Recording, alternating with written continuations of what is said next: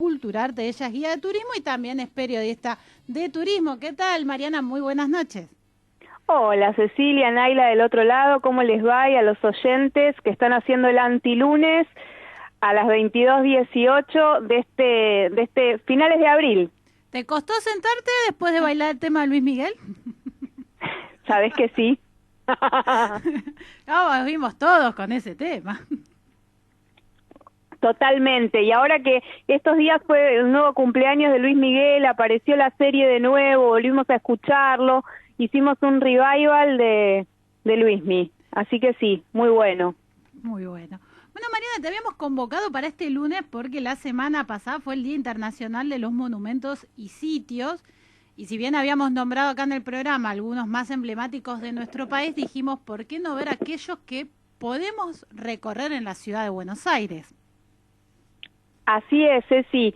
Y bueno, yo les armé un seleccionado medio caprichoso, porque tienen que ver con gustos personales también, pero estoy dispuesta a justificar cada una de las selecciones. En primer lugar, la premisa fue que los puedan ver caminando por la ciudad, que no haya que ingresar a ningún lado, porque bueno, en tiempos de pandemia la idea es justamente estar al aire libre, cuidarnos entre todos, mantener las distancias y bueno, todas estas opciones que vamos a compartir las puedo ver en un desplazamiento de la ciudad que es seguro, que están en la vía pública y que además cada uno de los que elegí por algún motivo tiene una historia atrás que me parece válida y que hacen a lo que tiene que ver con la historia de la ciudad y del país en general. Sí, no solo ver, porque para ver un monumento, ver un edificio, yo dije, bueno, nosotros paseamos por el barrio y vamos a encontrar. Yo estoy cerca de lo que es el edificio de Aguas Argentinas en Caballito y es hermoso. La historia no la sé. Claro. Y para esto, ¿qué mejor que recurrir a una guía de turismo? Bueno, entonces la idea es esa, que justamente justifiquemos estas elecciones y que cuando estemos caminando por una plaza, por una calle o veamos un edificio que nos parezca singular, tengamos algún lineamiento de cuál es la historia que hay alrededor de ese edificio. El edificio que te gusta tanto, que es uno de los más lindos, por cierto, de Buenos Aires y que tiene un estilo ecléctico y eso significa que no se lo puede encasillar en ningún estilo. A mí lo que me llama la atención es el ponerme a pensar cada vez que paso por ahí cómo fue que trajeron todas esas piezas en barco. Eso me parece lo fascinante porque convengamos que acá desarrollaron su trabajo arquitectos o maestros mayores de obra, ¿no? Gente que trabaja en la obra, que trabaja con los planos de arquitectos. Hay muchos edificios en la ciudad de Buenos Aires y material que llegó a la ciudad de Buenos Aires que llegó en el barco. Entonces, ¿cómo toda esa idea de los traslados en otra época, no con las tecnologías que tenemos en la actualidad, cómo lograron llegar desde Europa, desde otro continente, cruzar el océano, venir en el barco, después trasladarlo, cuánta gente se necesitó? Bueno, todas esas historias que tienen que ver con la constitución urbana de nuestra ciudad y que nosotros los damos como por natural, ¿no? Semejantes moles de hormigón, de cemento, con mármol, elementos pesadísimos y sin embargo que hicieron todo un trayecto de hormiguita hasta llegar a ser íconos de la ciudad de Buenos Aires. Y además decías el mármol, pero en piezas grandes. Muy grandes. Muy grandes, ¿no? Por ahí el mármol, ya vemos el de la mesa de la cocina, el del baño, decimos es grande, los que son los que ahí o en las escaleras de los edificios, bueno, no vamos a hablar de entrar a edificios, pero hay muchos palacios que todavía quedan en la ciudad de Buenos Aires que tienen esas escaleras enormes de mármol. Totalmente, sí, es un material con el que se trabajó mucho en Buenos Aires a la usanza europea. Vos fíjate que las familias que disponían o que tenían una prosperidad económica viajaban a París o viajaban a Italia y veían los edificios y decían, bueno, yo quiero uno así, pero en Buenos Aires. Entonces los arquitectos tenían que tener en cuenta las condiciones de los terrenos en Buenos Aires, si eran amplios o no lo eran, qué condiciones de la tierra, todo para poder hacer construcciones que se asimilaran. Y realmente hay muchos edificios que cuando nosotros caminamos por Buenos Aires, sobre todo en la zona de Palermo, el barrio Parque, ¿no? De Palermo, es el Palermo que está hacia el este, o Recoleta, definitivamente nos da la sensación que estamos en cualquier capital europea, porque la verdad es que se ha trabajado de una manera muy, muy profesional en el diseño y en la gestión, ¿no? En el llevar adelante esos edificios. Tenemos ejemplos emblemáticos, el Teatro Colón, la Embajada de Brasil, que es el Palacio Pereda, la Embajada de Francia, bueno, son ejemplos emblemáticos, pero yo hoy me ceñí a otras experiencias que nos brinda la Ciudad de Buenos Aires y que por ahí tiene que ver con algunos detalles que se pueden vincular a la historia urbana. Por eso, en primer lugar, elegí el monumento a Pedro de Mendoza, que está en el Parque Lezama, ¿sí?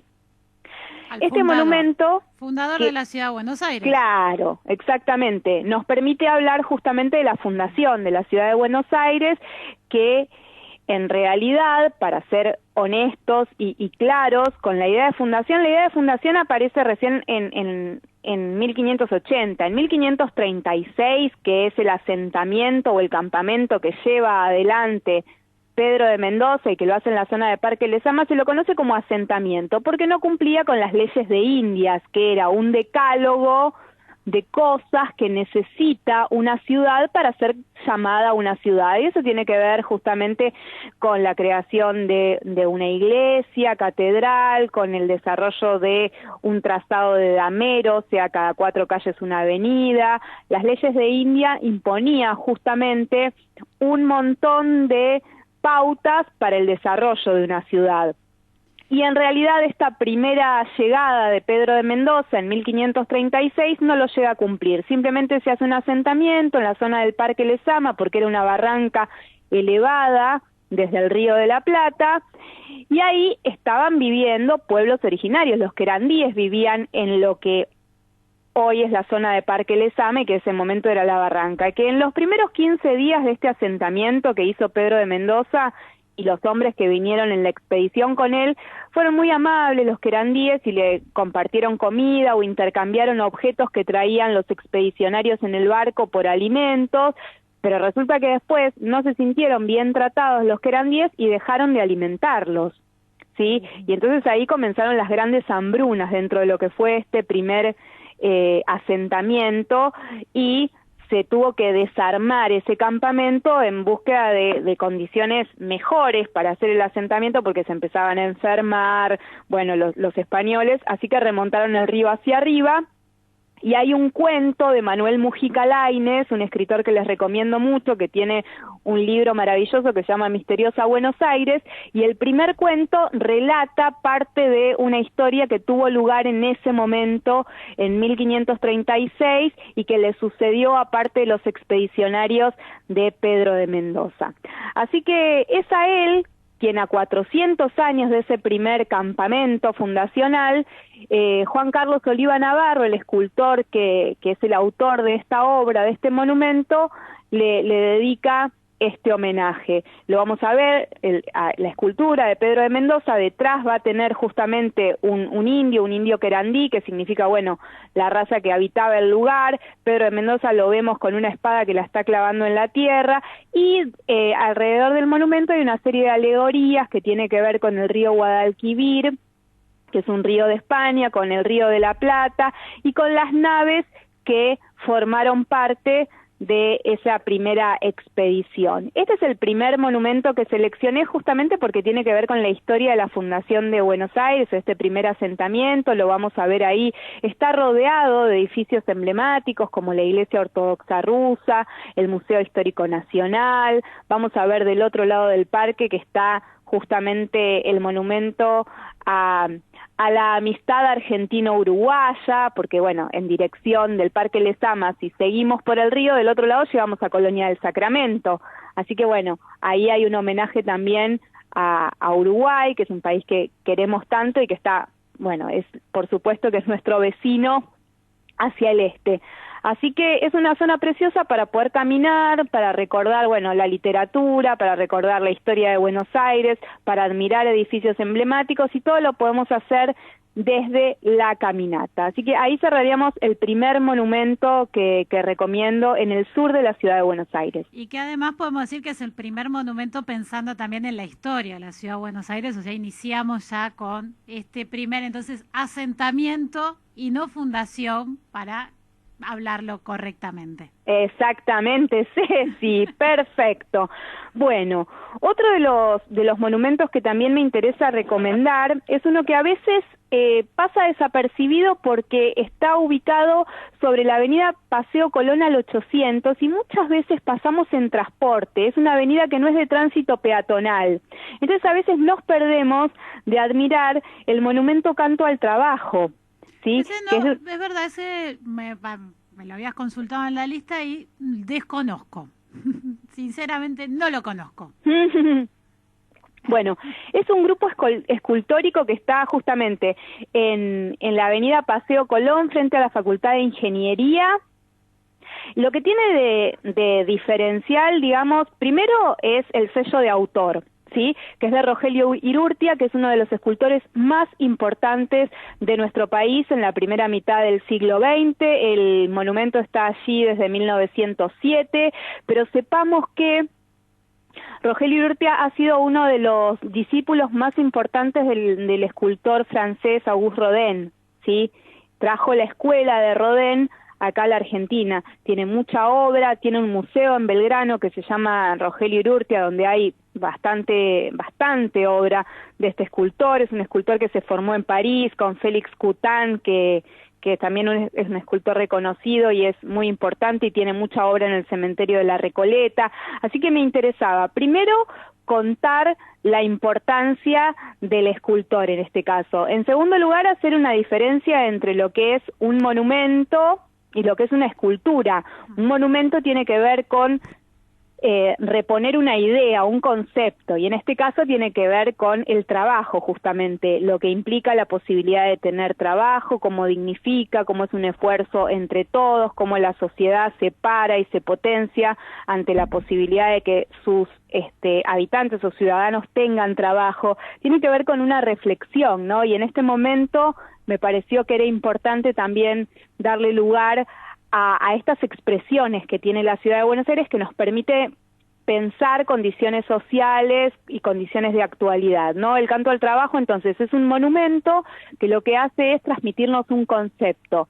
Si bien las figuras humanas, que son 14, tienen un tamaño mayor a la media de altura de un ser humano, o sea, tienen casi 2,15 metros cada uno, o 2,30 metros, nos permite pensar en conjunto un concepto. No es como la escultura, por ejemplo, a la pelota o esculturas que tengan que ver con, digamos, un caballo o una escultura o una estatua de un prócer, ¿viste?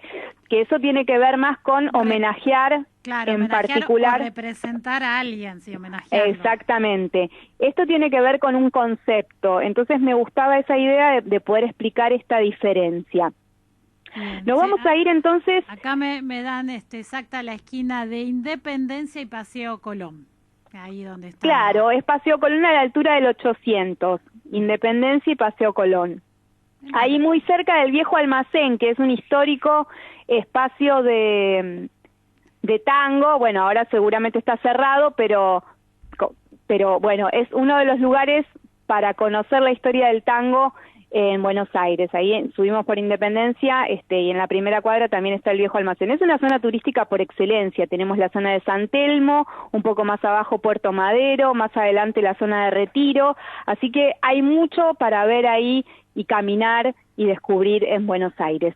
Y uno de los lugares que también quiero recomendar, y uno de las esculturas y homenajes, es el que está en Chile y Defensa. A ver si te acordás vos, Ceci, cuál es. Chile y Defensa. Hay varios por ahí, pero yo creo que estás hablando de uno en particular, el de Mafalda.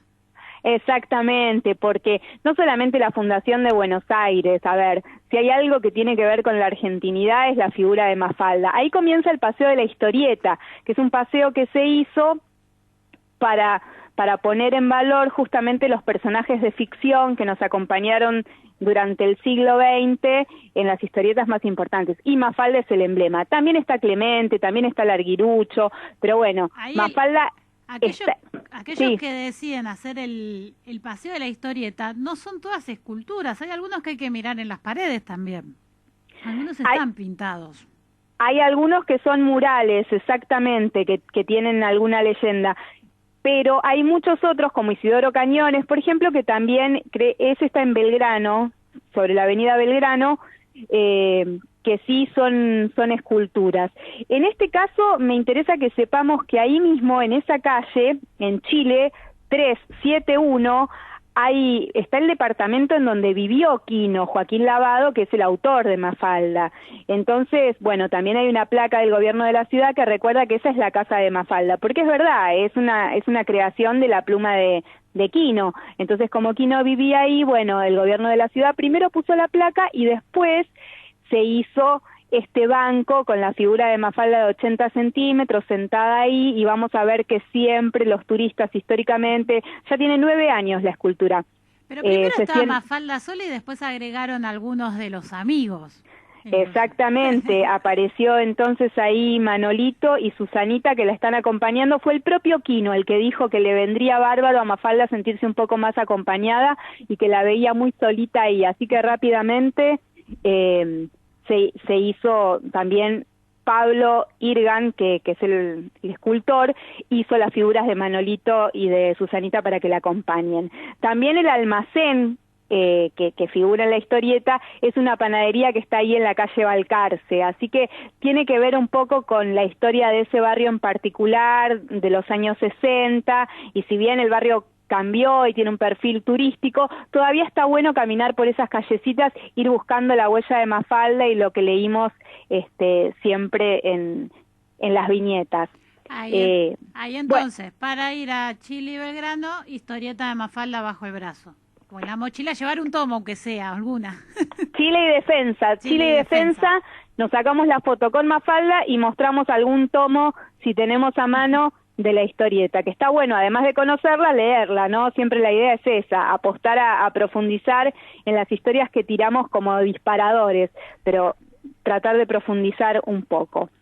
En este sentido, también hablando de homenajes a mujeres, nos vamos al barrio de las mujeres por excelencia, que es Puerto Madero y la zona de Costanera Sur, en donde tenemos uno de los homenajes más concretos, que tiene que ver a una escultora argentina, ni más ni menos, que es la Fuente de las Nereidas, que es una creación de Lola Mora, que está en Buenos Aires desde principios de 1900. Este es uno de los ejemplos de los monumentos que vino en barco, vino en partes porque la escultora lo hizo en Italia. Ella estaba haciendo una especie de pasantía, estaba haciendo estudios superiores de escultura en Italia, y tuvo que hacerlo por partes. Primero lo hizo en un tamaño más chico para sacar la escala, y después hizo el diseño grande y lo trajo ella misma en el barco. Y otra es que es un detalle interesante, que ella, para labrarlo en una pieza de mármol, tenía que ponerse pantalones para estar cómoda, y en ese momento, cuando vino a Buenos Aires y la escultura, o el conjunto escultórico,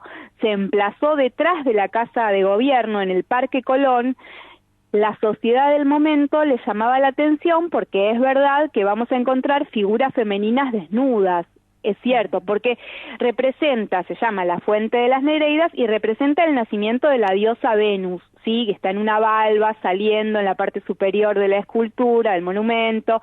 Hay dos mujeres que son nereidas, que son sirenas, que tienen el cuerpo desnudo, y además está la maestría de la escultora, o sea, de Lola Mora, que realmente parecen cuerpos vivos. Es muy impresionante, vale la pena acercarse, es una caminata abierta, al aire libre, pero vale la pena acercarse a la escultura, es de gran tamaño, y debajo, en la fuente de agua, que está en el basamento de la escultura, hay unos corceles, unos caballos y unos tritones, que son figuras masculinas que sostienen a los caballos.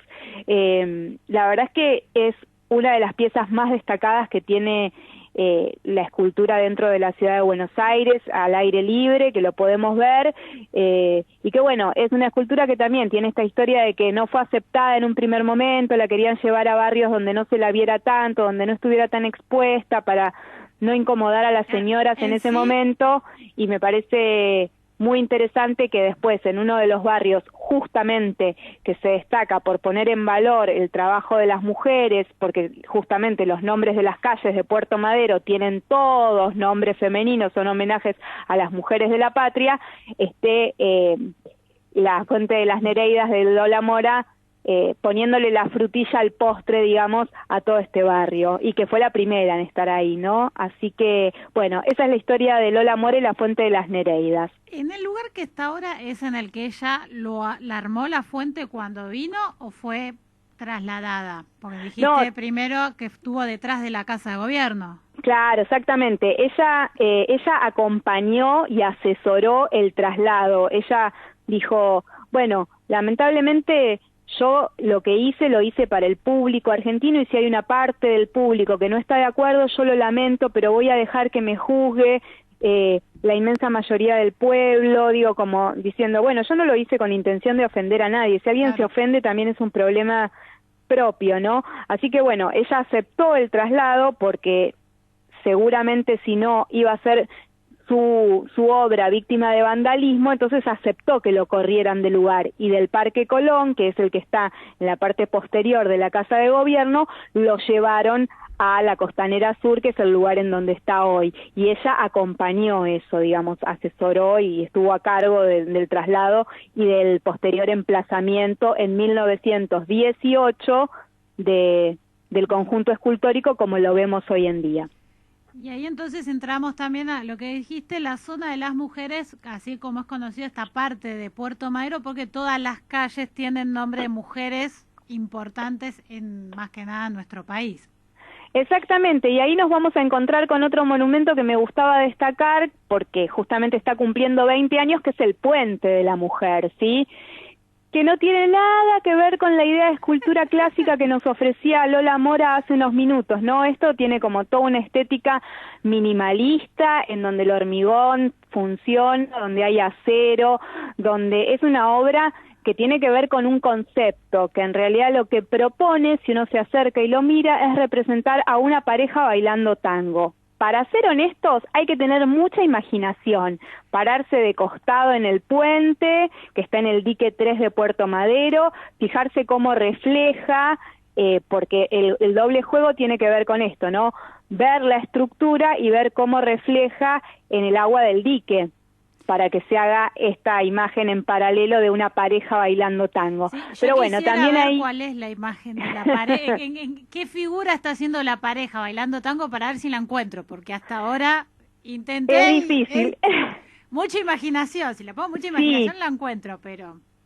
Yo lo que encuentro, que también es otra de las teorías de Santiago Calatrava, que fue el responsable, el arquitecto responsable de hacer este puente, que fue un regalo de parte de la corporación que costó $6 millones, pero fue un regalo, o sea, no fue una compra del Estado, sino que se lo regalaron al Estado argentino, una sociedad que fue la que se encargó de llevar adelante la puesta en valor de Puerto Madero. Entonces, lo que Santiago Calatrava, que es el autor de la obra, dice es que también puede representar un taco, ¿no? Como un estileto con los que se baila tango. Y yo ahí sí encuentro más algo real, ¿no? Pero bueno, lo de la pareja cuesta. Hay que tener un poco de fe poética. Como te decía, está cumpliendo 20 años el puente. Es un puente que tiene 170 metros, un poco más de 1,5 cuadras, y conecta Madero Oeste con Madero Oeste, digamos. O sea, a través del dique se conecta con la parte de Costanera Sur. Y ese puente es solo peatonal. Es un puente peatonal que tiene un mecanismo que se abre, digamos, cuando tiene que pasar alguna embarcación, ¿no? Tarda 3 minutos en abrirse y después se vuelve a cerrar. Es un puente levadizo. Capaz cuando está abierto, elevado, vemos más la figura. Bueno, la propuesta está para que vayamos y nos pasemos un rato ahí caminando por los diques de Puerto Madero hasta verlo moverse, a ver si nos damos cuenta de la figura. Es el desafío para los oyentes de Bienvenidos a Bordo. ¿Qué te parece? Ahí está. Me parece bárbaro, vamos a hacerlo. Yo siempre no lo enganché viendo que se levante el puente, siempre que he pasado estaba en su lugar, digamos, no pasaba ninguna embarcación. Pero bueno, voy a tener que ir con el termo, el mate y esperar. Totalmente. Bueno, antes que se vengan los fríos, date una vuelta por ahí, después nos contás. Bueno. Otro de los imperdibles que les cuento que ahora se puede visitar porque tiene un espacio al aire libre y porque me gustaba a nivel arquitectónico, porque tiene una de las vistas más lindas de la ciudad de Buenos Aires, es la Galería Güemes y su pasaje, el pasaje que conecta Florida con San Martín. Puedo hacer el camino por dentro del pasaje Güemes y la galería, ¿no? La Galería Güemes, y me parece que es imperdible porque no solamente tiene una historia preciosa, sino que además hay una terraza a la que se puede acceder y nos ofrece una vista 360 de la ciudad. Es uno de los exponentes más importantes del Art Nouveau, ¿sí?, que es ese estilo arquitectónico que tiene tanto representación en Francia como en Inglaterra, como el modernismo en España, y bueno, lo que hace es ponderar las formas más redondas, el uso de vidrio, de hierro, bueno, las figuras femeninas, todo eso lo vamos a poder contemplar al pasar caminando por el pasaje que une Florida, la calle Florida al 100, 165 es la dirección exacta, hasta San Martín. Vamos a ver las molduras, las lámparas, el vidrio, y además lo interesante que tiene es saber, primero, que allí vivió Antoine Saint-Exupéry, que como sabemos es el escritor que nos dejó una de las obras más importantes a nivel literatura juvenil o iniciática o infantil, que es El Principito. Él trabajaba en el correo postal y conectaba Argentina con Francia, era piloto también, y vivió un tiempo en Argentina mientras trabajó en la posta, en el correo postal.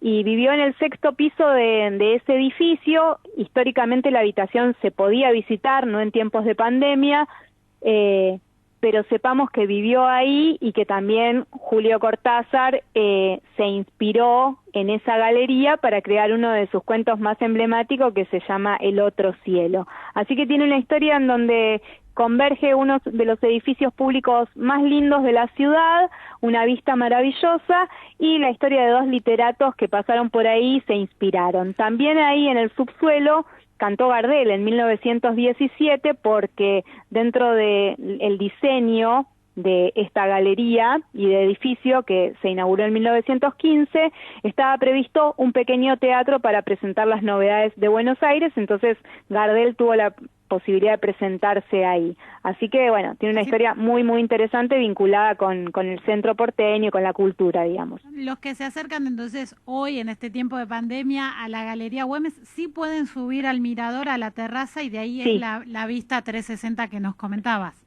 Sí, exactamente, pueden subir al mirador y lo que más me interesa sobre todo es que vean la fachada de la calle San Martín, que es la fachada original. Con esto quiero decir que si no estamos dispuestos a subir al mirador, no tenemos tiempo, no tenemos ganas, es interesante para conocer cómo es un edificio de estilo Art Nouveau original de 1915 en Buenos Aires, la fachada que da sobre San Martín es la original. La de Florida no, porque lamentablemente sufrió un incendio hace unos años, entonces bueno, hubo que remodelarla. Pero la de San Martín, como fachada histórica de Buenos Aires, es la que hay que ver sí o sí.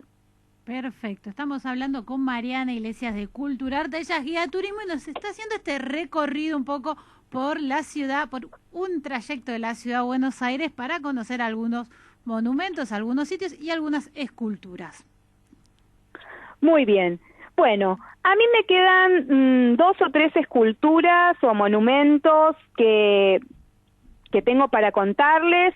No sé cómo estamos de tiempo, Ceci, si querés seguimos por el recorrido y si no te doy a elegir y me decís con cuál avanzo. ¿Qué te parece? Yo quiero saber si compartís el mismo mito con el Cábana, el mito de Corina Cábana versus versus Anchorena.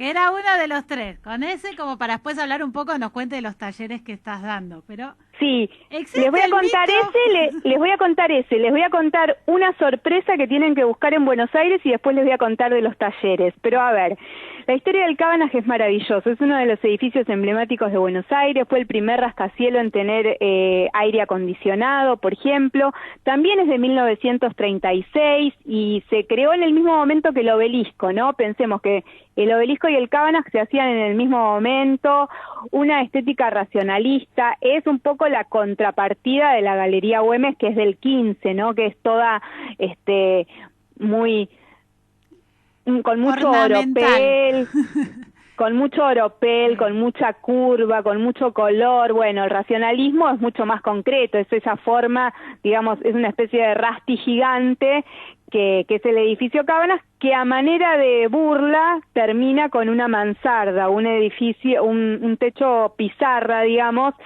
que tiene que ver con un estilo puramente academicista francés, y un poco Corinna Cabanag se burla del academicismo francés y nos muestra que está a la vanguardia poniendo ese remate en un edificio completamente moderno como es el Cabanag.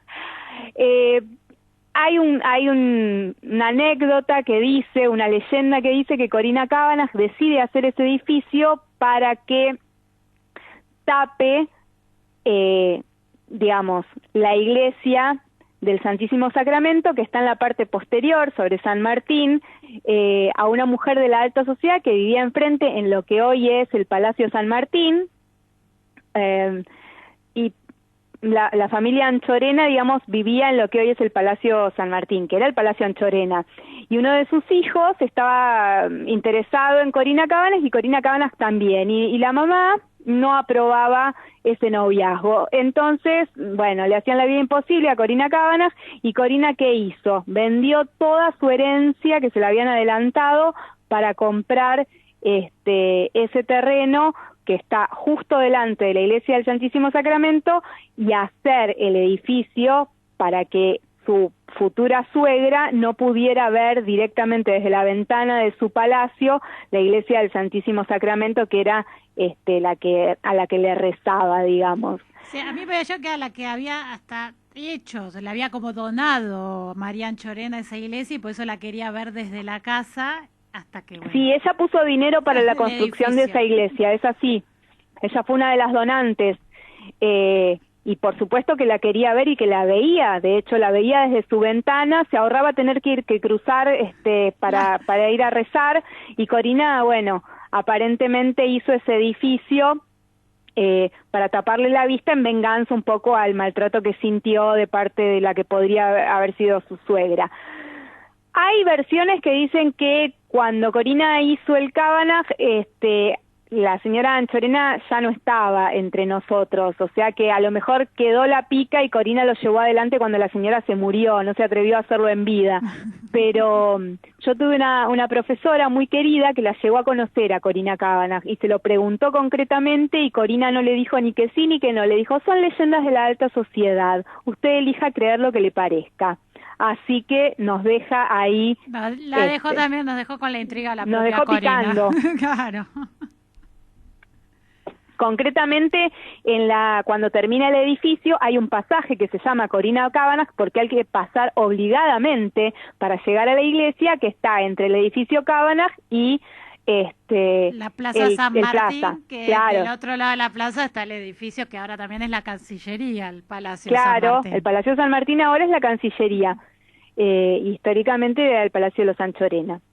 Así que bueno, ahí mismo, no muy lejos, si seguimos por Juncal hasta Esmeralda, nos vamos a encontrar con otro palacio que les recomiendo que vayan por lo menos a rodearlo, que es el Palacio Strugamov, y que en una de sus entradas, la que da sobre Juncal, les voy a pedir que se tomen el trabajo de acercarse a la reja para ver uno de los tesoros de Buenos Aires, que es una copia de la escultura de la Victoria alada de Samotracia, que está en el Louvre, ¿sí?